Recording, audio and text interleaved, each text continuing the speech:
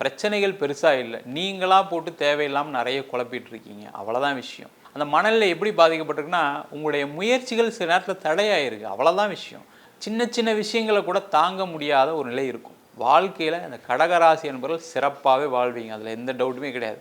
நிறைய கடகராசி என்பவர்கள் பண்ண தப்பே அந்த பிரச்சனை தான். உங்களுடைய முடிவில் தவறான முடிவுகள் இருக்கும். என்னென்னா, நிறைய நேரத்தில் 4 பேருக்கு இதுக்கு முன்னாடி உங்களை அவமானப்படுத்தியிருப்பாங்க.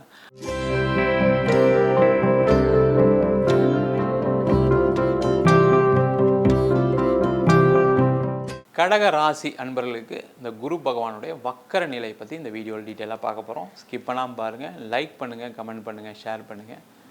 இந்த கடக ராசி அன்பர்கள் அப்படின்னு சொன்னாவே அவர்களுக்கு இந்த குரு பகவான் 6ஆம் அதிபதி, பாக்யாதிபதி. இந்த குரு பகவான் வருகின்ற அக்டோபர் மாதம் 9ஆம் தேதி முதல் அடுத்த வருடம் 2025 பிப்ரவரி மாதம் 4ஆம் தேதி வரைக்கும் வக்கர நிலையில் இருக்க போகிறார். இந்த குரு பகவான் வக்கர நிலையில் இருக்கிறது நல்லதா அப்படின்னு கேட்டால், கடகராசி என்பவர்களுக்கு மிக மிக நல்லது.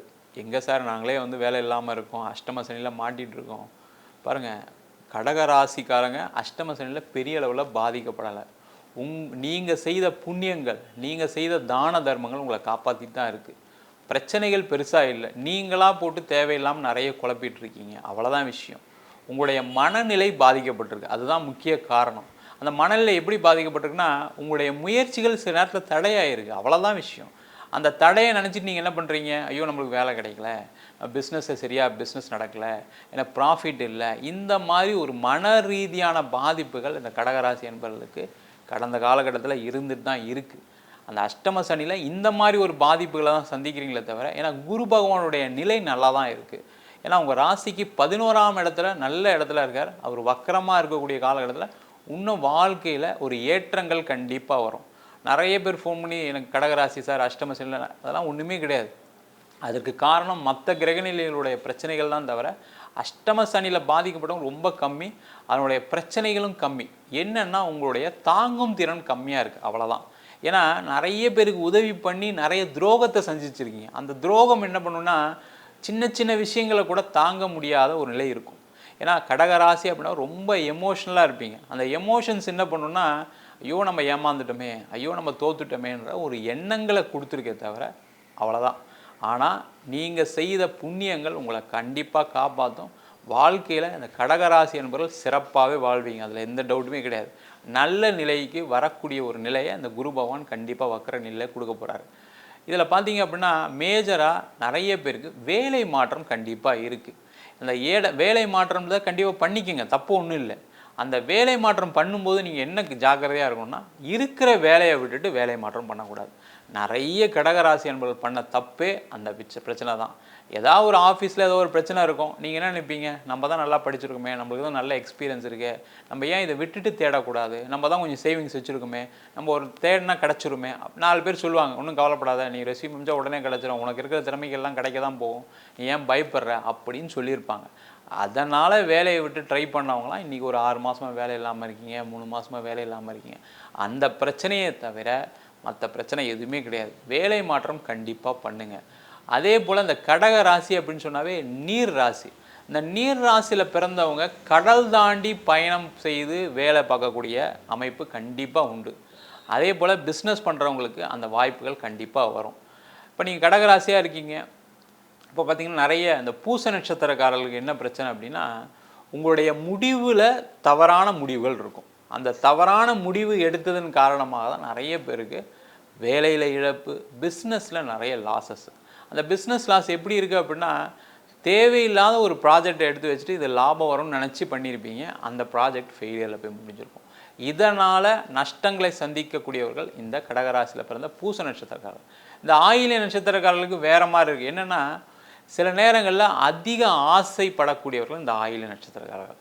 ரொம்ப கரெக்டாக இருப்பீங்க, ஆனால் சில நேரங்களில் நம்ம இதை பண்ணால் என்ன, இதை ஒரு ட்ரை பண்ணி பார்க்கலாமே அப்படின்னு எடுத்த விஷயங்கள் எல்லாமே தோல்வியில் போய் முடிஞ்சிருக்கும். அந்த தோல்வி தான் உங்களுக்கு துயரத்துக்கான காரணமாக இருக்குது. அந்த மாதிரி இருக்கக்கூடிய கடகராசி என்பவர்களுக்கு இந்த குரு பகவானுடைய வக்கர நிலை உங்களுடைய பிரச்சனையிலேருந்து வெளில வருவீங்க. முதல்ல என்னென்னா, அந்த மனநிலை பாதிப்புகள் கண்டிப்பாக குறையும். அப்போ எப்படி குறையும், ஒரு நல்ல இடத்துல வேலை கிடைக்கணும், அதே போல் உங்களுக்கு வேலை செய்கிற இடத்துல பிரச்சனைகள் இருக்கக்கூடாது. நிறைய கடகராசி என்பவர் என்ன புலம்புறாங்க அப்படின்னா, எனக்கு வேலை செய்கிற இடத்துல எனக்கு மேலே இருக்க பாஸ் வந்து எனக்கு நிறைய பிரச்சனை கொடுக்குறாரு. அதுவும் பார்த்தீங்கன்னா ஒரு ஆண்களாக இருக்கீங்க, மேலே இருக்கக்கூடிய அதிகாரி பெண்களாக இருக்காங்கன்னா நிறைய பாதிக்கப்பட்டிருக்காங்க. அதே பெண்களாக இருக்கீங்க, மேல் அதிகாரி ஆண்களாக இருக்கும்போது நிறைய பாதிப்புகளை சந்தித்தவர்கள் இந்த கடகராசி என்பவர்கள்.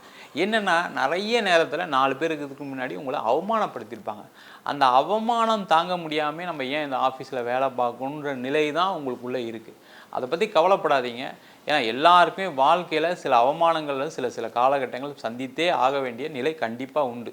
அது நீங்கள் மட்டும் அது ஒரு விமோச்சனம் கிடையாது. கண்டிப்பாக அதில் இருக்குதா இல்லைன்னு சொல்ல. அதற்காக தேவையில்லாத தவறான முடிவுகள் எடுக்காதீங்க.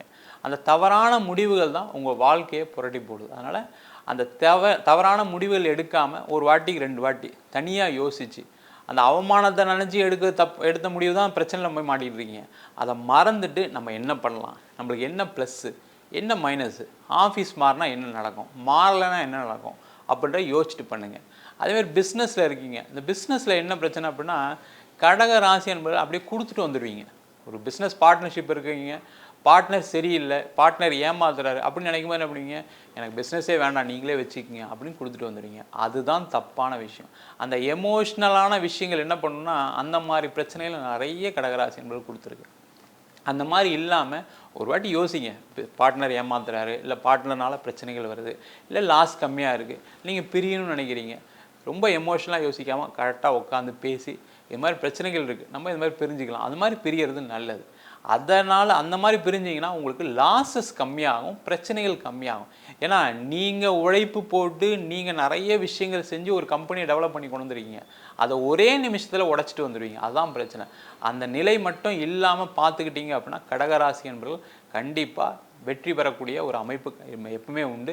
அப்போ அந்த பிரச்சனைகள்லாம் எப்போ தீரும், அந்த மாதிரி பிரச்சனைகள் நடந்துருச்சு, அதுலேருந்து எப்படி சார் வெளில வருதுன்னு கேட்டிங்கன்னா இந்த குரு வக்கரமாக இருக்கக்கூடிய காலகட்டத்தில் கண்டிப்பாக நடக்கும். உங்களுக்கு லாபமாக இருக்கக்கூடிய ஒரு சூழ்நிலை கண்டிப்பாக இப்போ உண்டு. அப்போ அந்த பார்ட்னர்ஷிப்லேருந்து வெளில வருது, அதெல்லாம் செய்யலாம். பிஸ்னஸில் இப்போ அடுத்த நிலைக்கு செல்லக்கூடிய ஒரு காலகட்டம். அஷ்டம சனி இருக்குது, அதை மறந்துடுங்க. அஷ்டம சனி காலகட்டத்தில் என்னென்னா அதிகம் ஆசைப்படக்கூடாது, அவ்வளோதான், வேறு ஒன்றும் இல்லை. ஆசைப்படாமல் லாபத்தை நோக்கி நகருங்க. கண்டிப்பாக லாபம் கண்டிப்பாக கிடைச்சே தீரும்.